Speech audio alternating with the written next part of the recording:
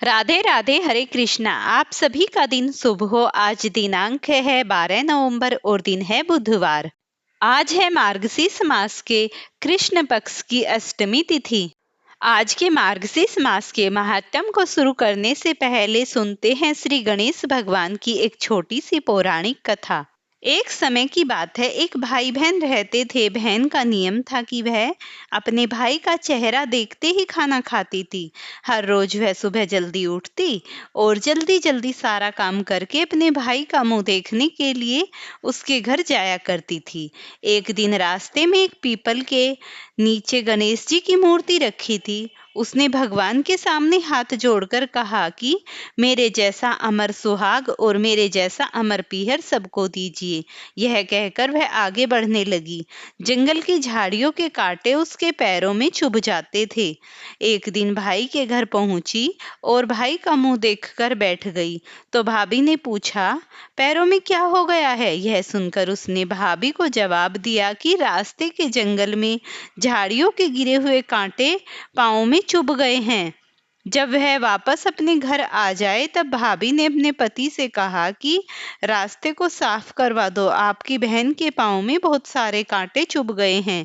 भाई ने तब कुल्हाड़ी लेकर सारी झाड़ियों को काटकर रास्ता साफ कर दिया, जिससे गणेश जी का स्थान भी वहां से हट गया। यह देखकर भगवान गुस्से में हो गए और उन्होंने भाई के प्राण हर लिए। जब भाई को ले जा रहे थे तब उसकी भाभी रोते हुए कहने लगी कि थोड़ी देर और रुक जाओ, जब तक मेरी ननंद ना आ जाए तब तक मैं इसे नहीं जाने दूंगी, क्योंकि उसका हर रोज का नियम है, जब तक वह अपने भाई का मुंह न देख ले तब तक वह नहीं रहती है। उसका यह नियम है। तब लोगों ने कहा, आज तो देख लेगी पर कल किसका मुंह देखेगी? रोज दिन की तरह बहन अपने भाई का मुंह देखने के लिए जंगल में निकली। तब जंगल में उसने देखा कि सारा रास्ता साफ किया हुआ है। जब वह आगे बढ़ी तो उसने देखा कि सिद्धि विनायक को भी वहां से हटा दिया गया है। तब उसने जाने से पहले गणेश जी को एक अच्छे स्थान पर रखकर उन्हें स्थान दिया और हाथ जोड़कर बोली, भगवान मेरे जैसा अमर सुहाग और मेरे जैसा अमर पीहर सबको देना। और फिर बोलकर वह आगे निकल गई। तब भगवान सोचने लगे, अगर इसकी नहीं सुनी तो कौन मानेगा कि हमें कौन पूजेगा? तब सिद्धि विनायक ने उसे आवाज दी, बेटी इस खिचड़ी के साथ पत्तियां लेकर जा और कच्चे दूध में घोलकर भाई के ऊपर छींटा मार देना, वह उठकर बैठ जाएगा। यह सुनकर बहन जब पीछे मुड़ी तो वह कोई नहीं था। फिर वह सोचने लगी, ठीक है, जैसा सुना वैसा कर लेने में जाता ही क्या है। फिर वह 7 खेजड़ी की पत्तियां लेकर अपने भाई के घर पहुंची। उसने देखा वहां कई लोग बैठे हुए थे। भाभी बैठी रो रही है और भाई की लाश रखी है। तब उसने उन पंक्तियों को बिछाए हुए नियम के तहत भाई के ऊपर इस्तेमाल किया, छिड़क दिया। तब भाई उठ खड़ा बैठ हो गया। भाई बोला बहन से कि मुझे तो बहुत गहरी नींद आ गई थी। तब बहन बोली, है नींद किसी दुश्मन को न आई। और उसने सारी बात अपने भाई को बताई। जय श्री गणेश। माता पिता के चरणों में जग के चारों धाम है, श्री गणेश हैं कहे गए, भजो इन्हीं का नाम है। प्रेम से बोलिए जय श्री गणेश, जय श्री गणेश। अब आप सुनिए साक्षी ब्राह्मण की एक पौराणिक कथा।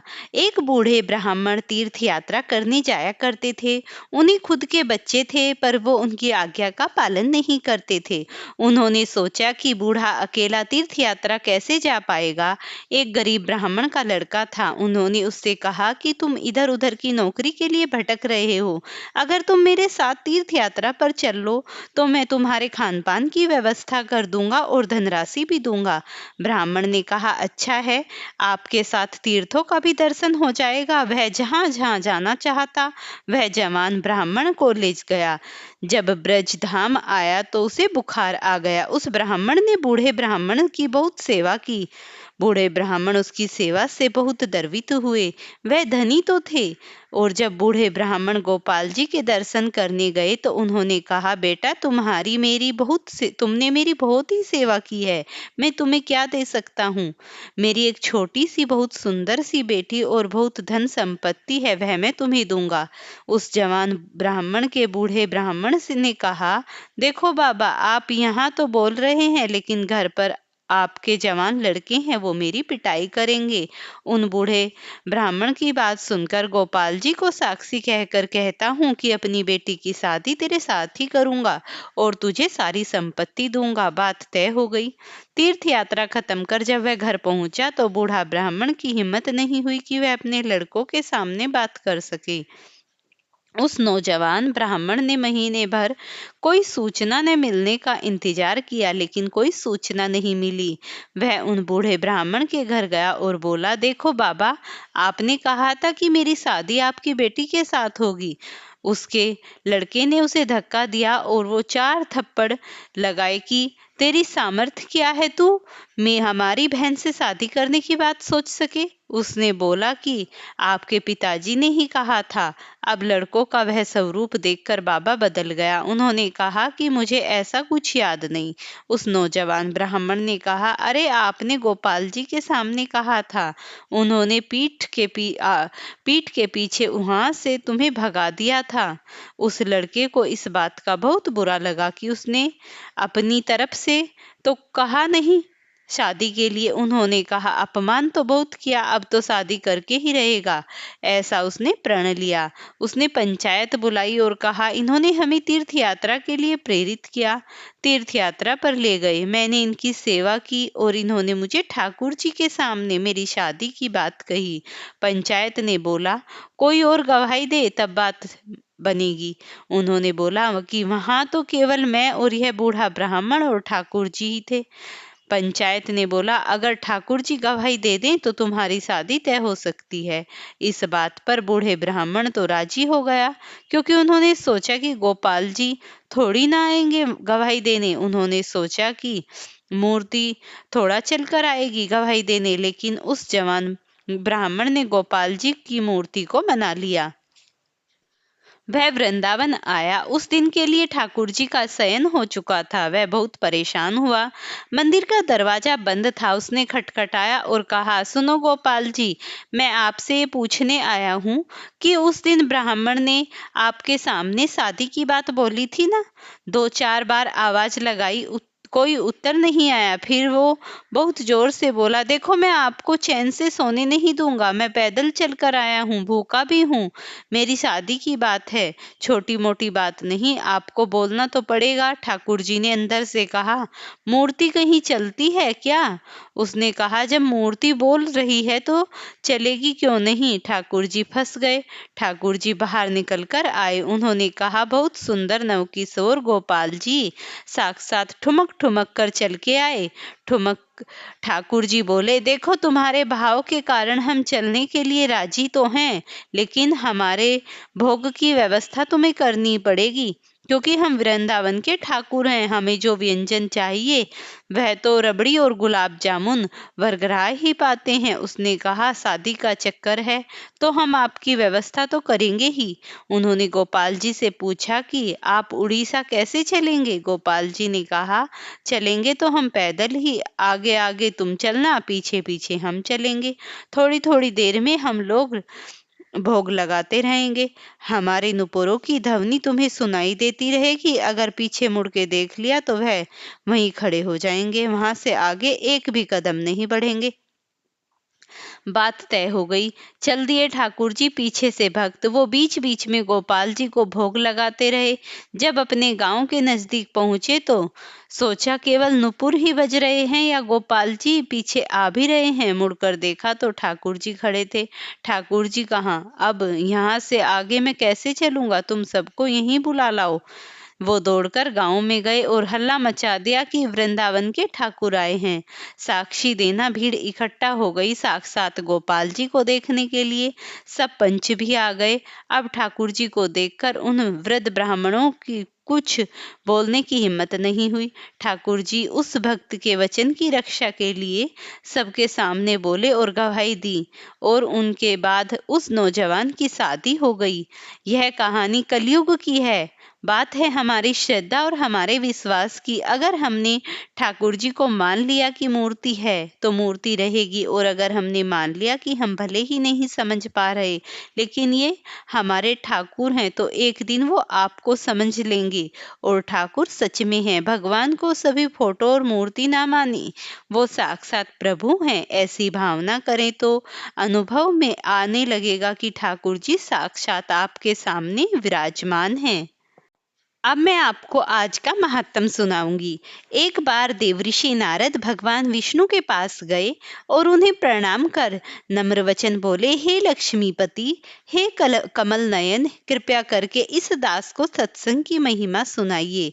जगतपति ने मंद मंद मुस्कुराते हुए अपनी वाणी में मधुरता से कहा, हे नारद, सत्संग की महिमा का वर्णन करने से मैं वाणी तो क्या गति भी प्रबल हो जाती है। फिर क्षण भर रुककर श्री भगवान बोले, हाँ, यहाँ से तुम आगे जाओ।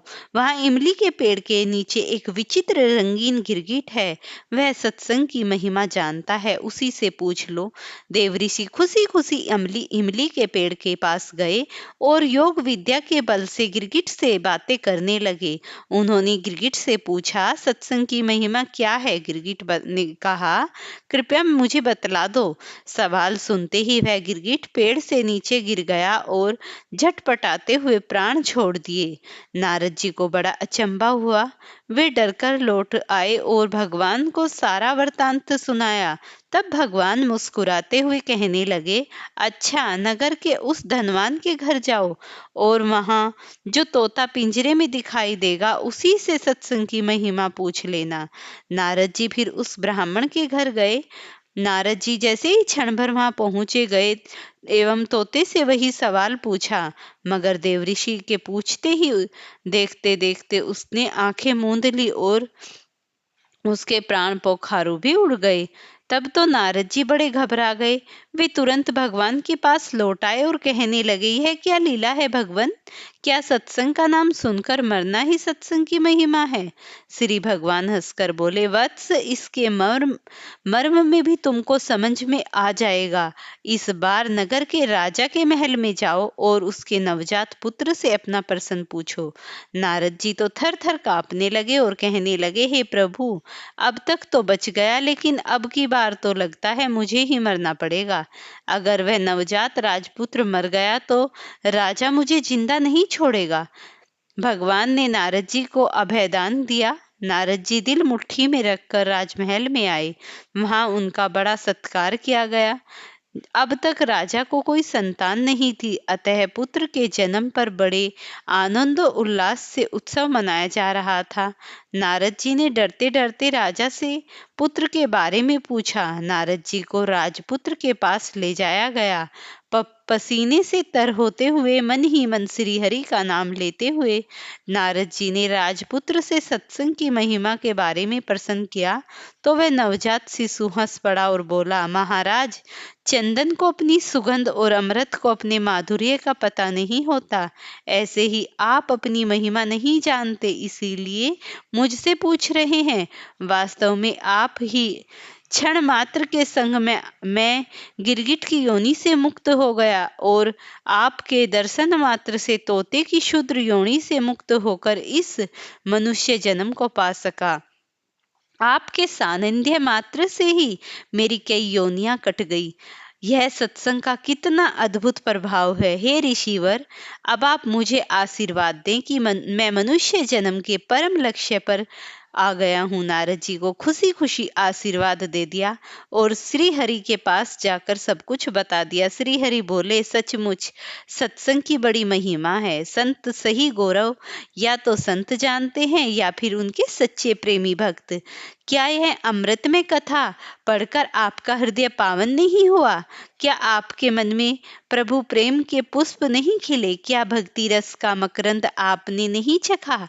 संतों का सानिध्य तो महाकल्याणकारी होता है, किंतु अगर हमारी ओर से पूर्ण तर्पता, पूर्ण शरणागति हो एवं मोक्ष पाने की तीव्र लालसा हो, तो हमें चाहिए कि हम प्रभाव और संतों में बढ़ जाएं तथा शीघ्र ही फल चाहते हैं तो शरणागत के साथ निर्मल बुद्धि भी सत्संग का प्रभाव है। शुद्धि भक्ति को जगा देती है और फिर भक्त भगवान में ही लीन हो जाता है और भगवान को पूर्णतः पा लेता है। सत्संग की महत्ता इतनी है। आज के अध्याय में, आज के महात्म में मैंने आपको सत्संग की जो महिमा बताई है, इसका अगला शरण मैं आपको कल बताऊंगी। प्रिय भक्तों, अगर आपको ये वीडियो पसंद आई हो तो इसे लाइक शेयर करना, चैनल पर नए हैं तो चैनल को सब्सक्राइब करना।